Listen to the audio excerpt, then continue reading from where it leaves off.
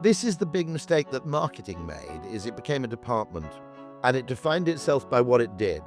That's capital M marketing, which is a tightly defined discipline and function within an organization. Then there's small m marketing, which is the application of psychology to wider problems.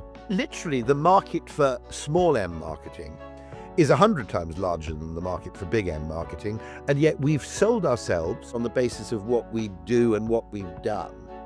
Whereas the real story here is how we think. Welcome to A History of Marketing. I'm Andrew Midtrack. Today marks exactly 1 year since this podcast began. And to celebrate, I'm excited to share a conversation with one of my favorite thinkers in marketing, Rory Sutherland. Rory has reached millions through his TED Talks and tens of millions through his TikToks. He's the author of the best-selling book Alchemy, which is a personal favorite of mine, and he's the founder of the behavioral science practice at Ogilvy, where he helps clients discover the unseen opportunities in human behavior. In our conversation, we discuss the legacy of David Ogilvy, we look at the impact of behavioral science on marketing and advertising, and Rory introduces me to the concept of capital M marketing and small m marketing, a distinction that kind of blew my mind and reframed how I think of my job as a marketer. I know you're going to love this conversation with the one and only Rory Sutherland. One thing I wanted to ask you about is David Ogilvy. I wanted to start with him because he's such a big figure and I love his books. And I haven't actually discussed him that much on the podcast. And you worked at Ogilvy since the late 80s.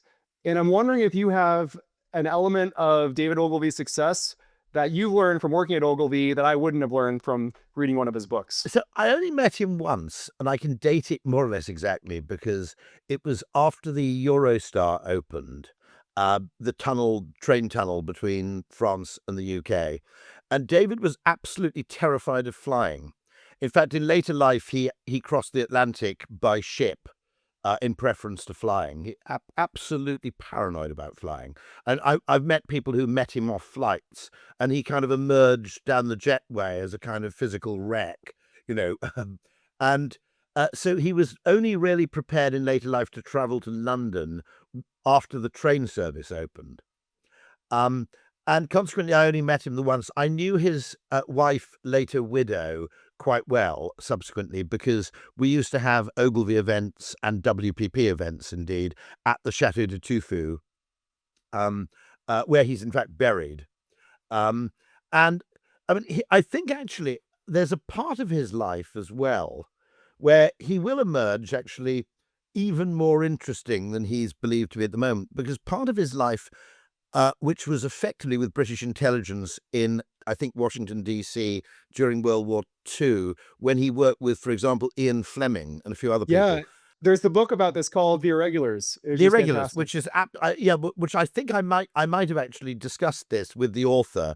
And of course, he was, whether it was just discretion or he was actually denoticed or had signed the Official Secrets Act, but I'm fairly sure that during his lifetime, he wasn't really allowed to talk about this period of his life, a large part of which I think was effectively persuading the US to, in the very beginning of 1940-41, pre-Pearl Harbor, was engaged in persuading the US to enter the war. And then presumably also persuading the US to enter the war in Europe before they fully embarked on the war in the Far East. Mm-hmm. And so a large part of that was probably involved with his previous experience with Gallup would have been effectively gauging public opinion and working out the right strategies for getting American support, which, you know, was by no means, certainly in terms of the war in Europe, was by no means automatic, certainly before Pearl Harbor. It's very similar to World War I, in fact, where obviously Woodrow Wilson, who bizarrely is my fourth cousin twice removed, where Woodrow Wilson effectively fought an election on the whole basis of isolationism and then had to do a volte-face. But so I think there's a whole part of his life which he couldn't write about at all, which, being a showman, which he was, and I make no apology for that, he would undoubtedly have loved to have written about. Yeah. But simply couldn't. When I said I met him the once, he presented his work and gave a talk. Interestingly, we'd sort of heard rumors that he was slightly losing his marbles because this would have been he would have already been in his 80s at that point. But he was completely lucid and fantastically clear in his presentation. And I always remember a detail, which is that he pinned up a lot of his work, which was then laminated, and stuck it to the walls. And of course, he then needed it collected, and you had that little awkward social moment where nobody wants to be seen doing in a large group of people, no one wants to be seen doing the menial work of collecting the drawing pins and putting everything back in a bag. And he simply made the point that he said the work has been pinned up on the wall by the European chairman of Ogilvy, so it shouldn't be beneath anyone's stature to help me take it down. So, there was that psychological astuteness, very, very clever bit of behavioral science. Look, if Yeah. the second most senior person in the room has pinned this work to the wall, none of you should feel any diminution of status by removing the drawing pins. So he was clearly that sort of very astute psychologist, even in his, I'm just trying to work out the date. It would have been 90. So he was born in 1911. So he would have been in his sort of mid 80s, I'm guessing. He died in Mid-80s. 89, I think, if I got that Yeah. right. Yeah. Yeah. Yeah. So you mentioned how he has this intuitive behavioral science sort of understanding. Yeah. He also though worked for Gallup, and he really preaches about research in his books. And a lot of your work is sort of, where does research fall short, right? A lot of your insights are about what is it that's intuitive or psychological, where people aren't stating their preferences. Marketers are being intuitive and uncovering revealed preferences through behavior. And I'm wondering, like, do you have a heuristic for where research falls short, or where you might disagree with Ogilvy on his take on marketing research? I mean, we can overstate this because it's often, taken my view that market research is a terrible thing because people don't know why they do what they do, which is to some extent true. Right. Now, this is not to say that a lot of research can't be both useful and accurate. If people really hate something and they say they hate it, it's undoubtedly worth taking that on board. I mean, you can learn an awful lot about what you're getting wrong by simply researching your customers. And, there are also, which David didn't have to the same extent, completely free sources of information like call centers, which I always think are a massively underutilized resource because they're the place where you learn what you're getting wrong or what your customers Right. can't do online or what, all manner of things. So don't get me wrong. He never said this famous phrase often attributed to him that the trouble with market research is that people don't think what they feel, they don't say what they think, and they don't do what they say. That's somebody Right. else who said that.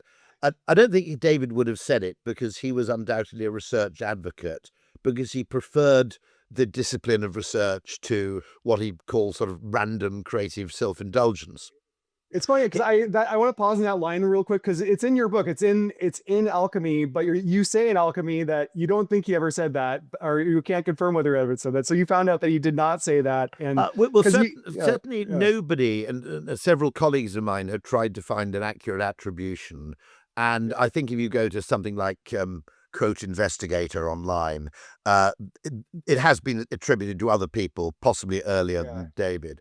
And by the way, I mean, that's not completely true. A lot of the time, we do actually think what we feel, and we say what we think, and we do what we say. What is important, though, is that the tacit information is disproportionately valuable because it's there that you could find yourself either under a massive illusion about what people really want because it's what they say they want. Lower prices would be an example. It would be yeah. very, very dangerous to take that literally because people always say it because it's a rational sounding answer. I'd do this more often if only it was cheaper. Well, that's both true and not true. And in any case, there will also be a chunk of people who will never tell you that they'd do something if it were only more expensive. So, around price, for example, there's an enormous amount of misinformation. Yeah. Also, information that's tacit, which therefore isn't in the public domain, is disproportionately valuable because it's a source of kind of entrepreneurial arbitrage. And, Okay. I mean, okay, if you want, nobody when Steve Jobs came along was really actively saying, I'd buy a computer if only they weren't so fucking ugly. Okay, right. Right. Or, nobody was really saying that. Um, Yeah.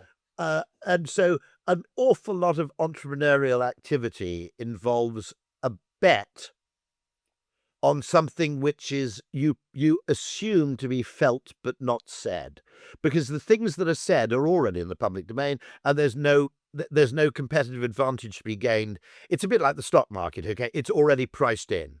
I mean, I'll give you an interesting example of this, because I've been campaigning recently that hotels should provide monitors in the room. Okay. Because my argument is I spend much more time in hotel rooms working than I do watching TV. And Right. so if either you had a USB-C cable which enabled you to connect reliably to the 4K TV, or you had the option of paying for a monitor in your room, I think a lot of people will go, that's great. What's weird about that is that until I said it, which was a hypothesis, nobody else was saying this, because it's one of those things that's obvious in retrospect, but because the consumer doesn't expect there to be a monitor in their hotel room, nobody Right. complains about there not being a monitor in the hotel room. Right. So, Yeah. all these weird things, I've mentioned other things, like it really annoys me when I travel with my wife that most hotel rooms either have naught or only one inadequate desk. So one of you always ends up trying to work by propping up a laptop on the bed or on some woefully inadequate table, or having to sit outside on a balcony. And the interesting thing about these things is that there are these unmet needs out there in the marketplace, which are really unmet because they're unsaid, and they're unsaid because they're unthought, and they're unthought because they're unfelt.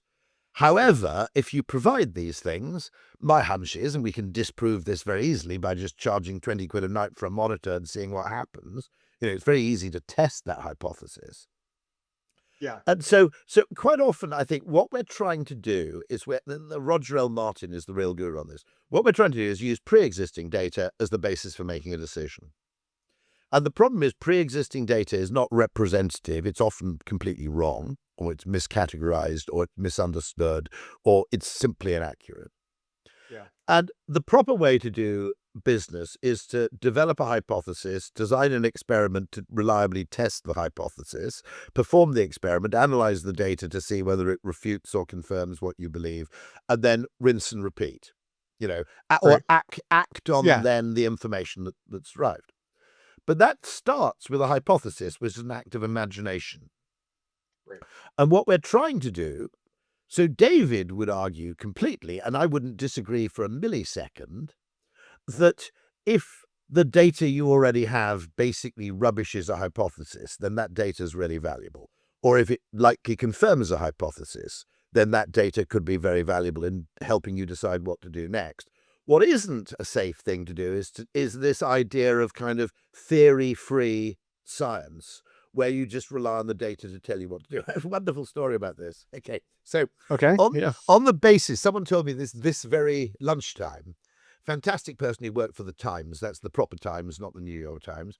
And they invested a huge amount of money in a science publication because they had very reliable data that told them that their readership loved reading things about science, and all the most read articles in the Times were about science. So they went and spent, a fairly large sum creating a new sister publication and creating an app for it and publishing it. Yeah. And it went nowhere.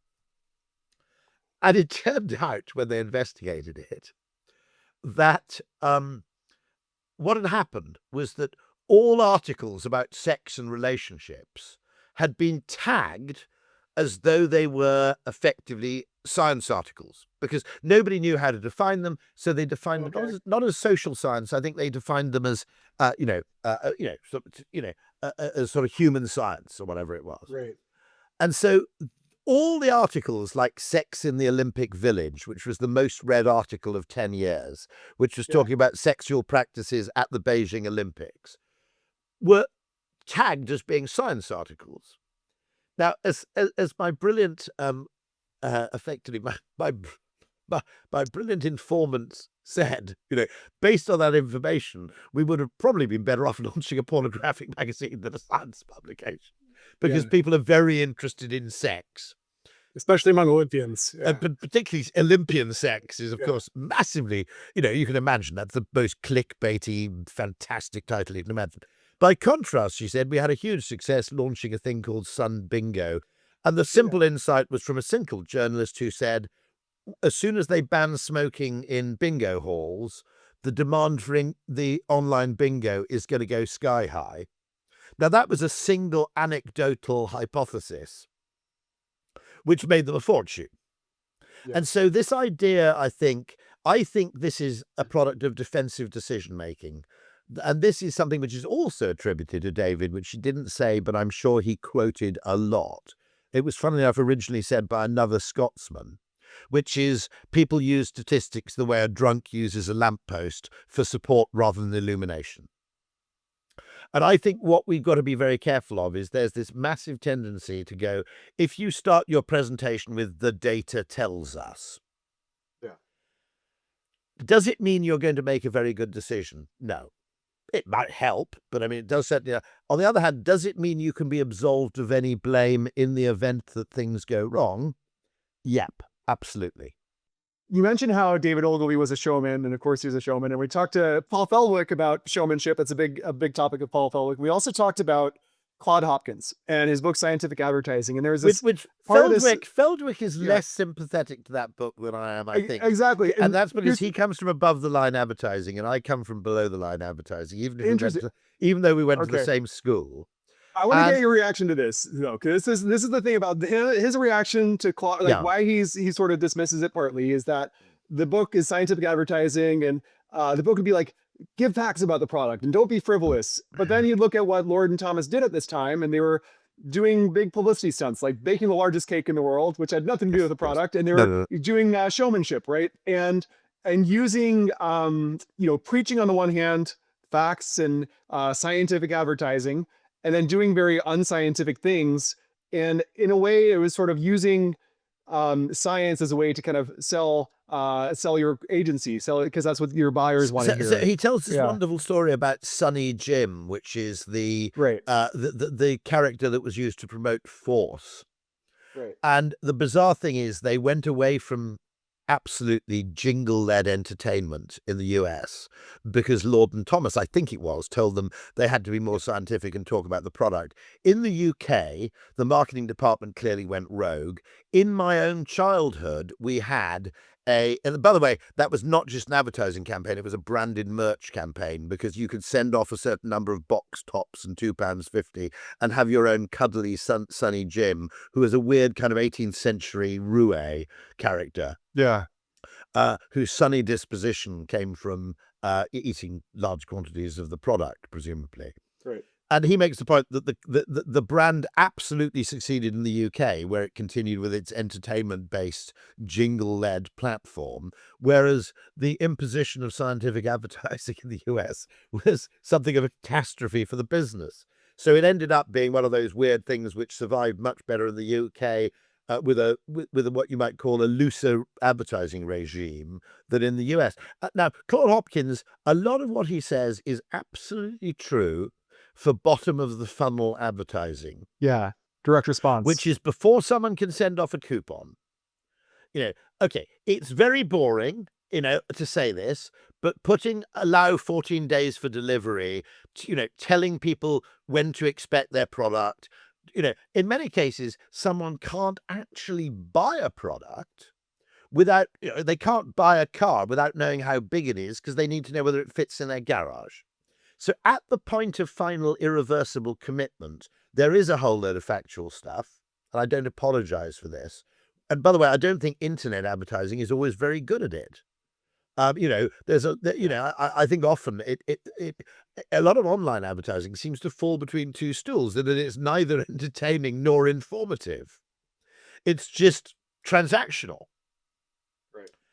And, it's quite often, you go, I don't know, is this thing dishwasher proof would be the kind of thing I might want to know before I spend 200 quid on an ice cream making machine. That's the kind of thing which is, really, really important. So Claude Hopkins wasn't wrong, by the way. He was just talking about a very particular kind of advertising, which was off the page, which was obviously, Lord and Thomas based in Chicago or New York? I'm just trying to I think they were remember. Chicago. Well, you see, I think they there were you go. Chicago. Because Yeah. Chicago is the world capital of direct marketing. All those Yeah. great direct marketing powerhouses like Montgomery Ward, and I think Sears Roebuck started as a direct marketing house. Chicago, because it was the rail hub, was the direct marketing capital of the US. Interesting. And so it always had, a kind of slightly more Midwestern, practical, pragmatic tone of voice because, its target audience was farmers, right? Yeah. Okay. And also, it was often doing off-the-page sales or direct marketing of some kind or another, where at that point in the customer journey, there comes a point in a deal where you go, okay, I'm happy to buy this car, but when will it be delivered? What color can I get it in? All that sort of specific stuff. You can leave out of the upper stuff, upper funnel activity. But at some point, you need to absolutely be clear, okay, what is the deal in which I'm now engaging? What am I signing up to? What's the absolute deal here? What's the worst case scenario? Because there's the creation of desire at the top, you might argue, and there's the elimination of anxiety at the bottom. And Hopkins was, quite largely right, I think, about what you need to do to get someone over the line. And, Yeah. there's a point where, there's a point where you're looking around a house and the estate agent can crack gags. But when it comes down to the fine print, even someone as frivolous as me would go, okay, we do need to get a bit serious about, whether the washing machine's included. Yeah, that's fair. I think also, what I'm just putting together now is Claude Hopkins, David Ogilvy, and you, I think all started in direct response, right? And I think that's a certain discipline. Claude Hopkins and David Ogilvy didn't actually, but he always said that it was the best place to start. That's what he said. Because, okay. he always said that the best place for an account person to start was Procter & Gamble. And the best place for a creative person, or copywriter specifically, I think, to start would be to spend 3 or 4 years working in a direct marketing agency where you learn what works. Right. And where also, by the way, you learn, one of the things you learn, which I think Hopkins is probably right about as well, is that, I think all good creative people understand this instinctively, but that really small things make a huge difference. And I was just reading a piece of behavioral economics by the great George Lowenstein at Carnegie Mellon. Yeah. And it's a famous paper from quite a few years ago, and I'm just reading, and he's identified the population basically divides into unconflicted spenders who spend basically pretty sensibly. Yeah. Then there's a group of people, which is probably 30% of the population, who are skinflints. They find the pain of parting with money at the moment of purchase so agonizing that they don't even buy things that they should buy, that would make them happier in the long term. And then there's a 20% of people who are spendthrifts. Now, here's one of the most extraordinary findings, which amazed even me, which is they did an experiment where people had basically won or were given as a reward for some piece of work a box set of their choice. It was kind of like Family Guy, The Simpsons, the first season of whatever it was, some DVD program like, Breaking Bad or something of that kind. Can't remember the details. Might have been The Sopranos. And then they were told, we'll send this to you free within a month, but we can also we can rush it to you overnight for a fee of $5.95. Now, that basically put off the majority of the skinflints. Went, no way, I'm paying $5.95 to get it 4 weeks earlier. However, if you phrased it as, we can rush it to you overnight for a small fee of $5.95, then a large number of the skinflints were actually happy to pay. Yeah. Brilliant experiment, okay?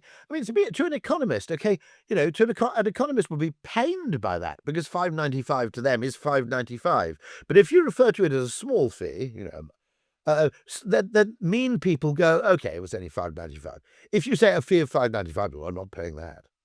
Now, that's, even by my, enthusiastic adoption of behavioral economics, that struck me as pretty goddamn weird. Yeah. But nonetheless, it may be that a certain group of people find paying for things really painful. And you have to, almost mentally prepare them for the act of parting with 5.95 by saying almost, I think the implication is this isn't the market price. It's just, obviously, it's just a mere bagatelle. Yeah. But I find it's so interesting. By the way, I think that we've got marketing wrong, because I think marketing is fat-tailed, and we're judging Great. particularly performance marketing as if it's thin-tailed, as if one unit of expenditure delivers a unit of value. Every quantum of cost has to be matched to a quantum of incremental value. Otherwise, you're not allowed to do it. That's just marketing now defers to finance. And my argument, I don't think it's like that at all. I think the reason you do marketing is because one time in 10, 15, 20, if you're getting it right, every now and then you just stumble on something which is a complete game changer. Yeah. And I would argue that the way to judge your not all of it, but the way to judge a portion of your marketing expenditure should be very close to, for example, early, a Silicon Valley investment fund, a film, a film studio, a pharmaceutical research laboratory, a Yeah. publisher, an A&R man in music, which is The big hits pay off for the duds, right? the big hits Yeah. render everything else irrelevant. Yeah. But whereas if you're in music A&R and you've signed the Rolling Stones, Yeah. that's basically your career taken care of.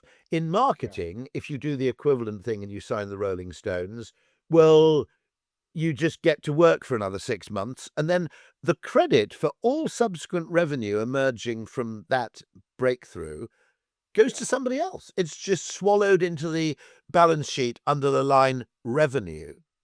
Yeah. And so you're as a marketer, you're held responsible for every quantum of cost, but you can only claim a small part of the upside, which is exactly what Steve Jobs noticed when he first joined Pixar. And he went into making commercials because Pixar was too expensive to make a feature film using that technology. So he was making commercials. And very rapidly, Steve Jobs went, this is shit. I don't want to do this anymore, because I can only lay claim to a small, finite and predefined portion of any upside I create. I create a commercial that sells $110 million of product. I get paid $300,000. That's not the kind of business I want to be in. And every marketer finds themselves effectively in the same position. And every agency also, by the way, finds themselves in the same position. Yeah. It's funny, you mentioned these Pixar commercials. They did these Chips Ahoy commercials, those terrible chocolate chip cookies and all that stuff. And I still think of, like, when I think of Chips Ahoy, I think of those commercials. And those are from when I was a little kid. And it's like, that still is paying dividends today for that company, even though they paid Pixar once. If I make a film, if you make Toy Story, I'm still earning money from that bad boy 10 years later. They're the DVD sales or the streaming rights and the Whereas if I make a commercial for Chips Ahoy, I get paid for making the commercial, and the upside, well, actually, it doesn't even go to the marketing fund. It probably goes to the marketing department in the first instance for the first 6 months of uplift. But the fact that you're still remembering that 10 years later, no one's getting any credit for that. Yeah, I think it's like 25 years later, 20, 25, something like that. Those was before Toy Story, which is like, what, 30 years old now. So yeah. Crikey, you're right. That is seriously old. Yeah. It's really old. So I want to ask you also about history, because a lot of your examples in your book, in your talks, they draw from history. Of course, there's like the Frederick the Great potato you have, going through your book, there's like pictures of the design of a fencing sword from, hundreds of years ago. And there's the Parthenon, and you have a chapter called There's Nothing New Under the Sun. And I'm wondering, do you read history a lot to like get marketing ideas, or is history underrated, or what's your interest there? I think that you'll find that people with a humanities degree become weirdly disproportionately valuable in an AI world. Totally. I'd like to think so. And I think that we've overvalued technocratic skills in relation to creative skills very, very badly in all the Western and probably everywhere else education systems. And actually, people who do hardcore degrees like engineering would probably come to agree to that. And Einstein actually made exactly that point, which is that, that it's the imagination that ultimately is the magical quality that makes us human. And therefore, if we can to some extent automate all the other stuff, what we're left with is really a massive need for people who can ask better questions rather than get reliable answers. Because the second part has already been done for us. That's taken care of. It's a bit like, is there any need just as you could ask the question, is there really any need for people learning log tables in an age of electronic calculators? Is there any need for people? I did quite advanced mathematics. I still have no clue what a cosine is. I can't remember. Okay. I've never had to work out the surface area of a cone. But on the other hand, statistical knowledge, I think, becomes more and more valuable because that's more nuance ridden. Actually, if you're a statistician with a bad nose for statistics, you can make catastrophically bad errors while thinking you're being perfectly logical. And so as technology, in a sense, takes care of one thing, my ability at addition becomes less and less important. I probably need to understand the principles, but whereas my ability in other fields then becomes more and more valuable. And so AI will also sort of, if you like, further move the goalposts a little bit in terms of what we need. And also just general, by the way, the great thing about advertising, which is, I'll defend working in advertising and marketing on this grounds alone, which is, if you're an actuary, you don't really become a better actuary by sitting outside a cafe and watching people, or going to see a French art house film, or watching people in the pub, or having a chat with some friends. But as a marketer, anything counts. I mean, you seek inspiration from wherever you can find it. David Ogilvy himself said, a good copywriter is characterized by being an extensive browser in all kinds of fields. And it's kind of pattern recognition at some level. So, the more parallel fields, nothing excites me more than to meet a copywriter who's into jet engines or trains, or indeed a brilliant copywriter I met in Belgium whose main interest is branding in the medieval era. So he's absolutely fascinated by medieval history, creative director in Brussels. And he draws extraordinary inspiration from things like, why Charlemagne the Great was the first king ever to be crowned by the Pope, which was effectively a kind of branding exercise, which meant that you no longer had to completely defend your position in combat because you are now effectively divinely sanctioned. And therefore, anybody who sought to actually undermine you was actually taking on God rather than... Now, he was chatting to me about this. Now, this is the kind of thing which automatically I find wonderfully reassuring. To be honest, there's probably a high degree of ADHD, which you'll find in a creative department.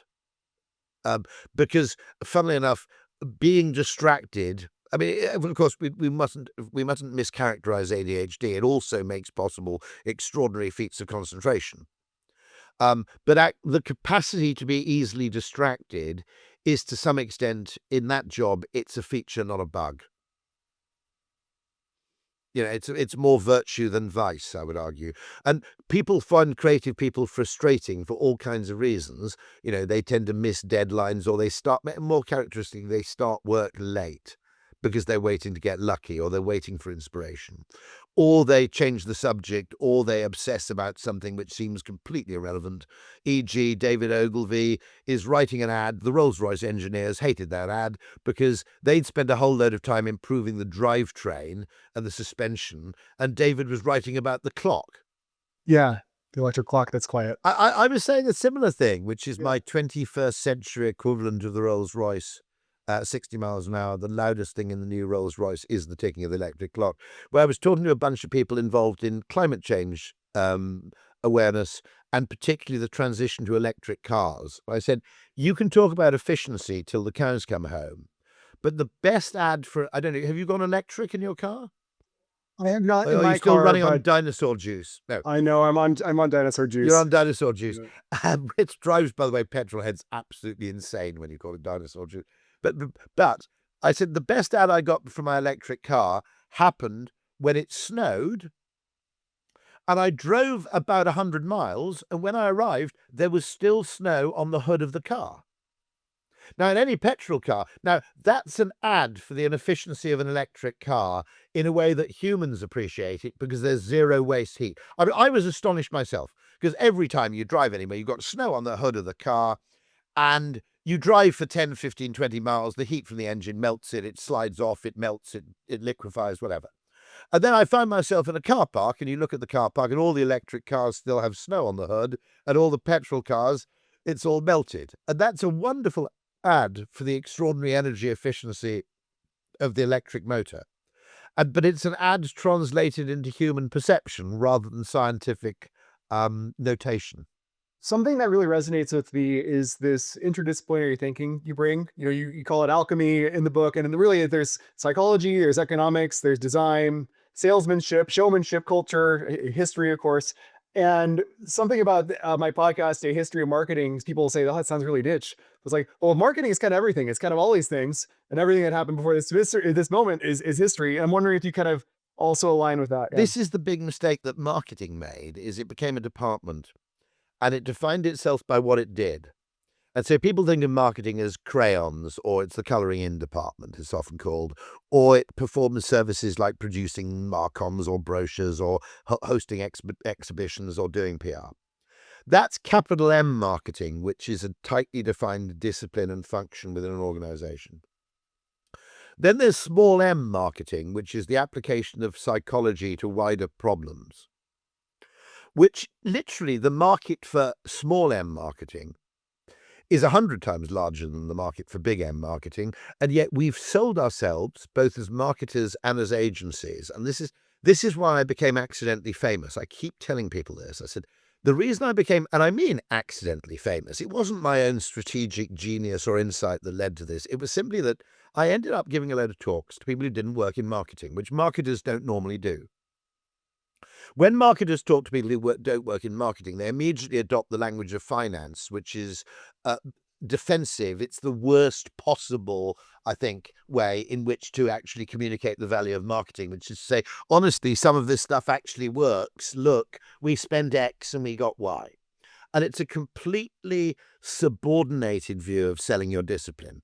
Now, what happened is I ended up talking to a lot of people, like I was talking about bloody procurement conference or a compliance conference, or I go on a podcast which is all about engineering.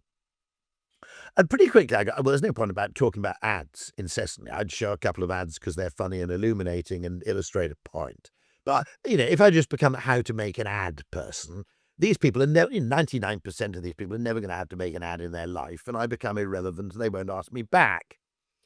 So I just changed the script without really, out of necessity, really, not out of inspiration, which was, let's not talk about what we do, let's talk about how we think. And suddenly, and that's what the book is about, I suddenly realized that's what Alchemy is about. This isn't about what marketers do, it's about how good marketers think. And suddenly I discovered, I expected Alchemy to sell to, people in, creative businesses and, marketing people and, a few curious other people who wanted to get a job in advertising or whatever it might be. But instead I got bombarded with engineers contact me, hedge funds, venture capital firms. See, what the fuck's going on here? I wasn't expecting this. I went on a radio show with Chris Evans, and the book was for the next 3 days, it was in the top 30 books on Amazon, not 30 advertising books, not 30 marketing books, top 30 effing books. This is fucking weird, right? My argument was it was an accidental discovery that the market for how, by the way, the strategic and corporate importance of how we think, which is to look at something as if you're behind the pupils of a customer, with the mental apparatus of a customer, rather than looking at something through the lens of a manager or a business operator, which therefore makes possible, because of the vagaries of human perception, this makes possible a solution to problems which seems intractable in the physical world can be solved psychologically by simply understanding the psychology of the consumer or the customer, whoever it may be, or indeed your own employees, by the way, or your colleagues. And so I'm be absolutely clear about this. It was a lucky accident. It was born of necessity. And then I suddenly realized we've been total idiots because we've spent the whole 30 years defending our existence on the basis of what we do and what we've done. Whereas the real story here is how we think. And, I'll give you an example. I think that government is increasingly hated by the population. Not because government is bad on policy or it's too left-wing or it's too right-wing or any of those economic or legal things. I think government doesn't know how to relate to people. I think it's become so tied up with sort of economics and law that it simply doesn't know. I'll give you an example. In London, in London, they introduced 20-mile-an-hour speed limits. Now, generally popular with cyclists, popular with pedestrians, popular with the residents of the road, very, very unpopular with motorists. Now, I support that decision on the basis of life-saving alone. And, by the way, there are arguments which say that if you got rid of traffic lights and replaced them with small roundabouts. Roundabouts, yeah. I know you don't do roundabouts over there, although No, we have some. Florida has a few, Florida's, actually. Yeah. You could actually speed journeys. You could actually reduce journey time because although people are actually traveling more slowly, they're able to interact with other vehicle drivers without the dirigiste intervention of a set of traffic lights. Yeah. In other words, you could have much more free-flowing traffic over long distances. Yeah. But I said, look, if you said two things, right? One, the fine and the punishment for going 25 in a 20 limit should be less than the punishment you get for going 85 in a 70 limit. That's the first point. In other words, it's ridiculous and I've just been fined actually for going 25 in a 20 limit on what was actually a dual carriageway.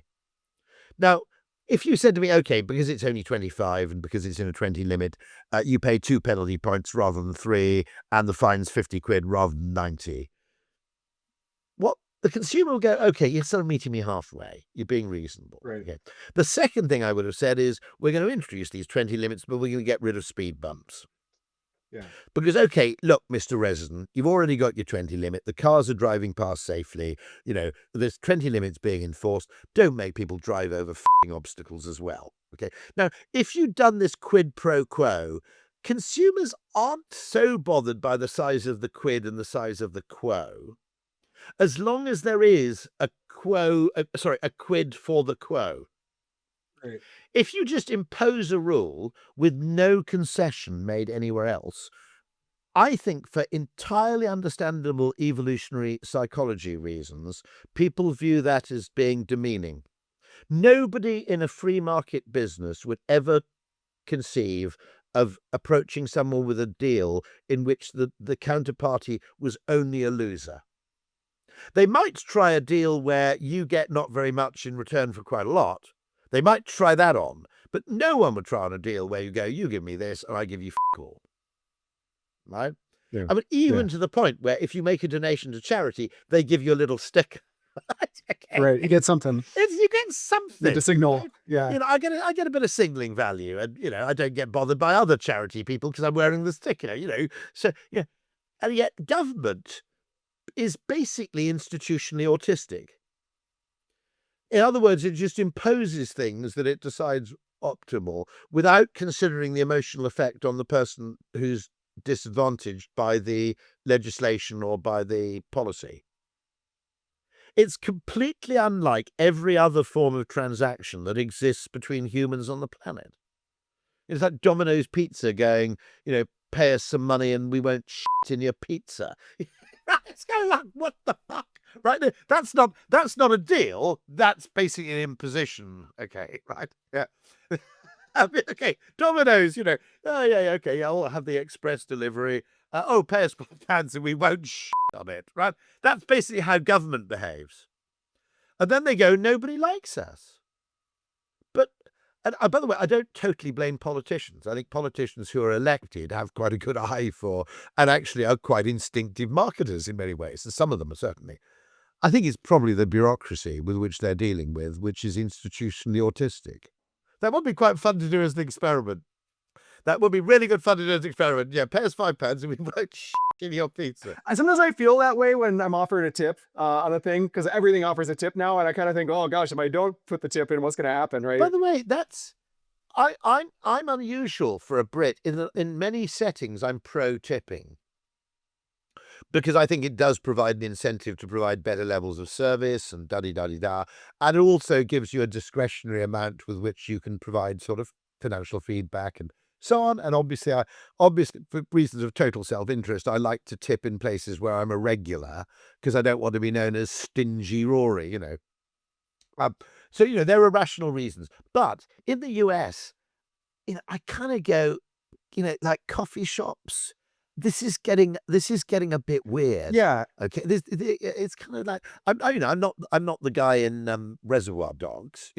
right. No, in the beginning. Well, the thing is, though, like now with terminals, though, you're presenting it with the tip option before the service has been rendered, right? And I think it works well as an incentive after. Hey, you've done a good job, and I'm going to leave a tip after. And that's even the Reservoir Dogs scenario is more about that latter example. But now with these, the Square terminals or whatever, it's before I've even gotten my sandwich from you, I'm gonna tip you 20%. I know, And if I don't, you what are haven't they gonna even do? made this. So a large part of restaurant tipping, the reason you didn't tip in McDonald's is you hadn't got your meal yet. So it was too early to decide whether the actual experience was tip worthy. Yeah. And now, as you said, you're at the terminal and it's kind of like, well, Are they gonna it? Right? Like, is that the thing? If I don't give the tip, right? It's someone's fine. Yeah, I absolutely agree with that. I mean, I think there might be a really interesting technology around tipping, which we have actually discussed with someone once, which is I would like a world where you could tip call center staff because the best 5 to 10% of them are worth their weight in gold. And I think they deserve to earn a lot of money, and I don't think they're paid nearly enough.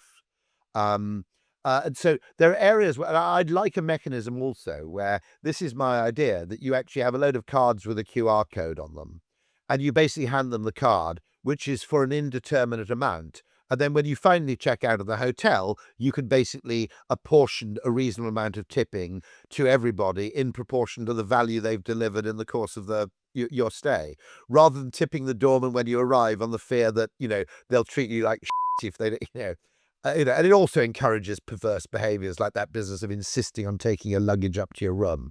I mean, for crying out loud, I can manage a wheelie suitcase and an elevator. I don't, and that always feels to me slightly, I don't want you to take my laptop. Leave me alone. F off. Yeah. I wanted to come back to something that you brought up that was sort of a light bulb for me is capital M marketing, which is more like marketing organizations and how marketing presents itself, and then lowercase m marketing, which is a little more marketing in practice and marketing thinking. And I'm wondering if this is partly why I don't see behavioral science and nudge really showing up within a marketing org. I feel like it's somewhat at the margins. It might be a little experiment. It might be a pilot project. It might be something you hire a consultant for, but I don't really see it embedded into individual roles or into org charts at a company. Do you see that as sort of why it's a little bit at the margins of Yeah. marketing? Well, I think that I don't think it's salvageable with conventional corporate structure. I think the way to solve it in part, but I don't know if this works or whether it will be any good, is I think businesses should have a customer board where you actually talk about value creation rather than cost control. Because at the moment, what is ostensibly a board meeting is really a kind of exercise in cost reduction. And it's not a proper strategic discussion because it doesn't include either the customer or the future. And you can't really develop a strategy without considering those two highly nebulous variables. And of course, people who are certainty addicted, typically like finance, who are basically variance averse, they want to live in a low variance deterministic world. Those people hate discussing those things because, of course, they are nebulous. It's rather like I always think that, cost reduction is immediate and quantifiable, which is why McKinsey is an enormous business, whereas value creation is not immediate, it's deferred, and it's to some extent unpredictable. So consequently, people who are variance averse overweight cost-cutting activity and are never held responsible for the opportunity costs that are incurred, by the way. That there's a trade-off between being efficient and being, how would I describe them? Being effective, actually.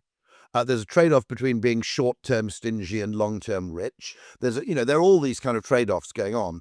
But if you turn the thing purely to a kind of financial exercise, I think you're killing a business in the medium to long term. Which is why, by the way, I think when I was tootling around Texas, every time I encountered a really impressive business, I'd make inquiries as to its ownership structure. And 9 times out of 10, it was either founder-led or family-owned. And I suddenly realized the family-owned businesses have this fantastic advantage over publicly held companies because, one, they're free to decide their own time frame. Two, they're free to decide their own metrics of success. And I don't think you can be a brand unless you can design some of your success metrics are actually chosen by you, not imposed on you by some investment analyst aged 27. Okay, in order to be a brand, you have to distinguish yourself or differentiate yourself in some way, or at least make yourself distinctive. And you'll only do that by following metrics which are unique to you. By the way, I'd apply that to your individual life. I think you're only a free individual. I don't know if you're one of these people whose parents wanted you to become a lawyer or a doctor, right? And you're only really a free individual if you say, no, I don't regard being a doctor as a badge of success. I want to go into contemporary dance because that's the definition of a free individual, which is you don't allow all your targets and metrics to be imposed on you. You devise some of them yourself. And so that's a really important distinction, I think. And I think family-owned companies can play different timescales. They can play to a 1 year, 2 year, 3 year timescale. They're not fixated on the next quarter, and they can define their own metrics of success and their timeline of success. And also, they're focused on the customer, and to some extent their own staff more, and the narrow preoccupations of not of share owners, by the way, but of shareholders and the institutions that hold the stock, aren't there to distract them all the time. And by the way, the final point, which Dan Davis, a wonderful writer who you ought to have on the podcast, one of the points he made is that the big advantage of being customer focused over shareholder focused, right, is that your customers actually live in the real world. So you are spending your time actually observing what is happening in reality rather than devising some artificial statistics to keep the investor community happy, for the next 3 months. And you are vastly better off devising your inspiration from reality, than you are effectively pandering to a bunch of economic theories which were probably considered slightly dated at Harvard Business School in 1971, but which nonetheless pervade the general sort of preoccupations of investment analysts. So I think there's something there which, and I went to Bucky's and I went to HEB and I went all these Texan companies. You go, wow, these companies are actually brilliant. What's going on? Fortnum and Mason in the UK is just, it's a luxury, store. But there's something about it when you go there, and it's almost not imperceptible, but it's kind of something you feel as much as you can quantify, which feels that, no, these people are actually interested in being themselves and helping me. And the contrast is the economist and writer John Kay, Professor John Kay, no less, went out for lunch with a friend of his at a lunch venue which they'd frequented, I think, regularly for some years. And one day they turn up and go, something here doesn't quite feel right. It feels like it's been bought by private equity. And sure enough, one of them gets their phone out and go, sure enough, 4 months earlier, private equity, here we go. Okay, they're going to build it up, looking for a bloody, to offload it in a certain time frame. And, the customer go hang, I love your ideas. I love your book and I love your way of thinking. And I've had a hard time implementing it at scale or getting it through at a large organization. And do you have any advice for marketers like me who work at large organizations? My contention is that what marketers understand that often tech people don't is they think the bigger the idea, the faster it's going to take off and the less marketing it needs, right? And I used to think that. And then I suddenly because I'm 60, I've lived through the mobile phone, I've lived through the air fryer, I've lived through all these kind of patterns of tech and the microwave oven, I've lived through the DVD player, right? And what you realize very quickly is, one, actually, the bigger the idea, the slower it is to take off and the more marketing it needs. And that's because the bigger an idea is, the more behavioral change it requires for its adoption. Humans find behavioral change difficult for all kinds of evolutionary reasons. We like doing what we've done before and we like doing what everybody else does. So so there are certain things which marketers are right about, which I think the rest of the business world is too influenced by mainstream economics, which is, all this "if you build it, they will come" stuff. Nah, Yeah, I always say, that's it's right. weird, by the way. If everybody quotes this phrase, "if we build it, they will come," approvingly, but the film Field of Dreams was about a mad person who builds a baseball stadium in a cornfield to attract ghosts.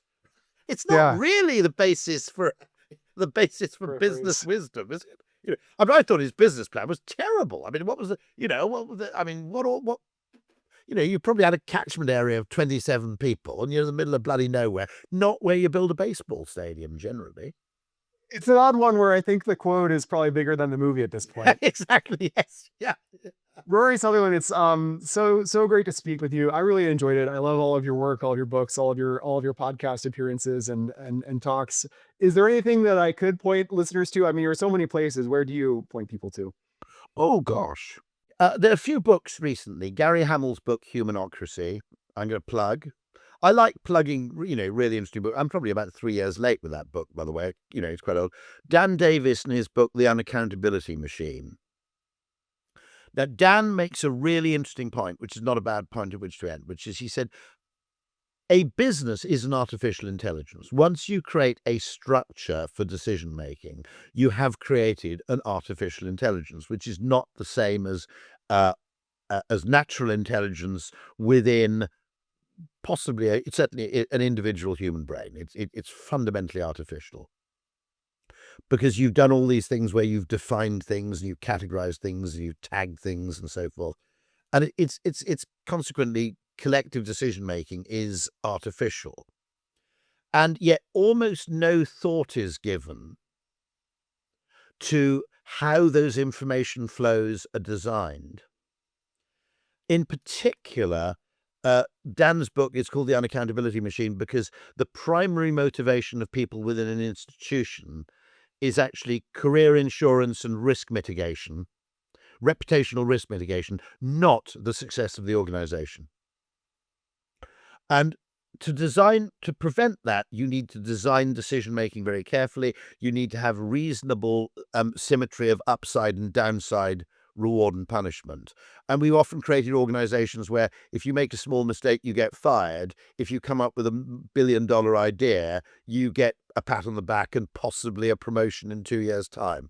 It's not, I don't think the way in which we've calibrated organizational decision making is that good. And my weird conclusion from years of behavioral science, which is supposedly about human irrationality. I mean, Amos Tversky met someone in I think at Stanford, as it would be. I think they were at Stanford. And this person said, "I study artificial intelligence," and Amos said, "That's funny because Daniel and I study natural stupidity." Now, interestingly, my kind of hunch, which is a sort of it's a feeling, yes, having spent years looking at this stuff, is individual human beings, when they don't have to justify their behavior, make surprisingly intelligent decisions, which are surprisingly intelligent once you realize what they're ultimately trying to do. What their ultimate, maybe unspoken, maybe unthought objective is in buying a pair of Balenciaga sunglasses. You actually realize that what they're doing makes sense within, obviously the constraints of ecological rationality, even if it's not economic rationality. The thing I also think is that collective decision making is incredibly vulnerable to collective insanity.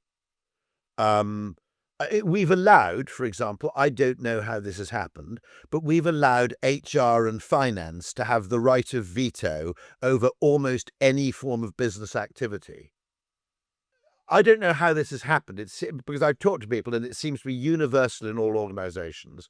And we've probably allowed, for example, within governmental decision making, we've created these entities, for example, in terms of environmental sustainability or diversity or whatever it may be, which are actually massive opportunity costs. In other words, they prevent lots of things happening or even being tried or even just being experimented on.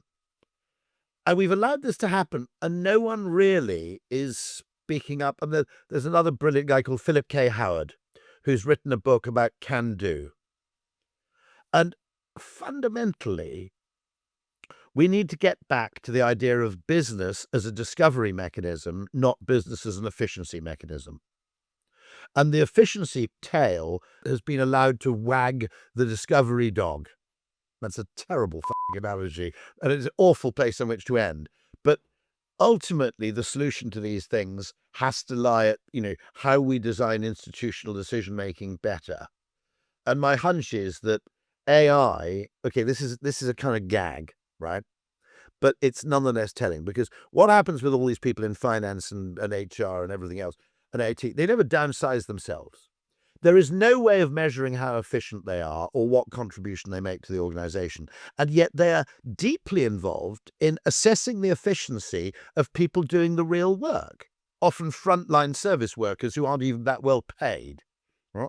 Now, my hunch is, okay, so it's those jobs that should be replaced by automation, not the frontline service jobs, because they're specific to the brand and the business itself. Those are generic jobs, which are kind of internal corporate oncology, all of themselves. And the old joke used to be that it used to say that the factory of the future will consist of a man and a dog, and the man's there to feed the dog, and the dog's there to stop the man touching the machines. That was the old joke about automation. Now, my contention is the factory of the future will actually be a man and a dog. Then there'll be 4 procurement people who are continually reducing the size of the food bowl. There'll be 3 compliance people who are legislating about the safe use of the lead to which the dog is attached. And there'll be 5 people in HR to make sure the man doesn't misgender the dog.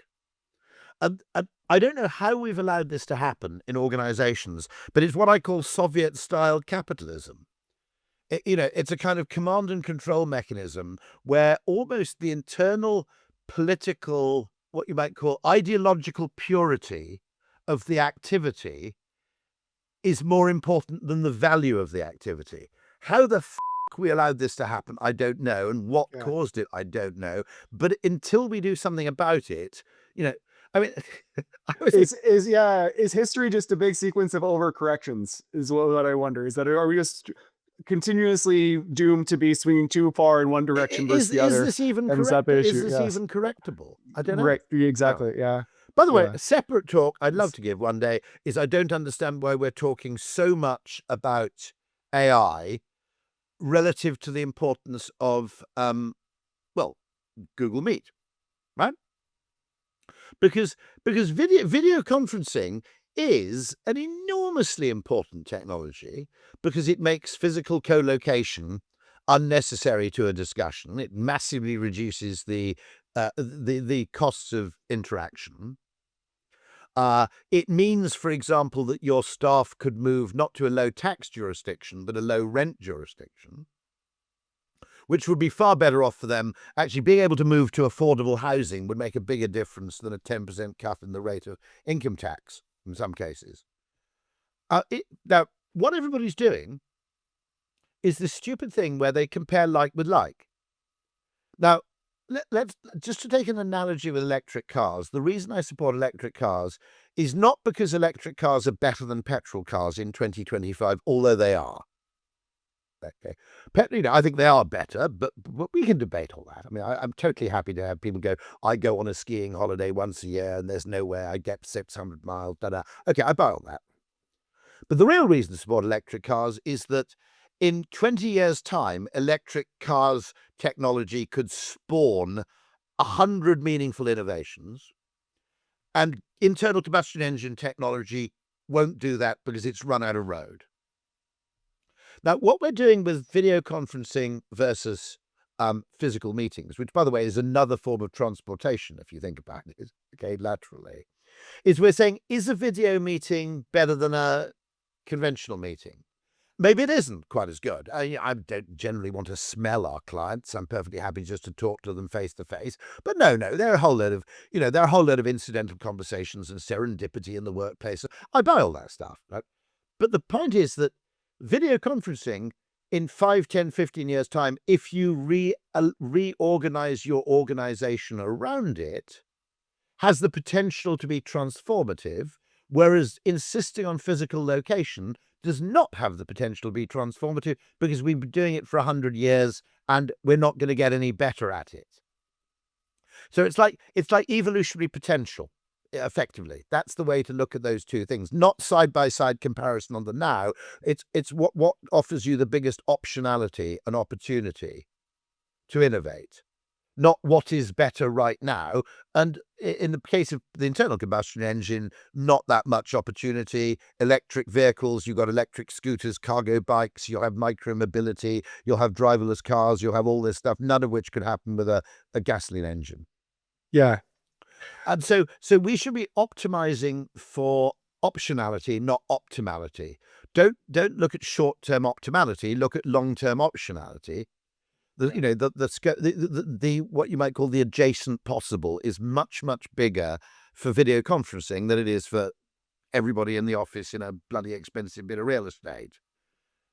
Yeah. And also I want to coming full circle back to Ogilvy as well. He did all of his writing at home, right? He's a work from home guy right from the beginning.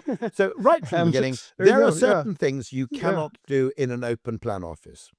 Exactly. The open plan office was imposed. It's in some ways catastrophic to all sorts of things. It's neither sociable nor is it solitude.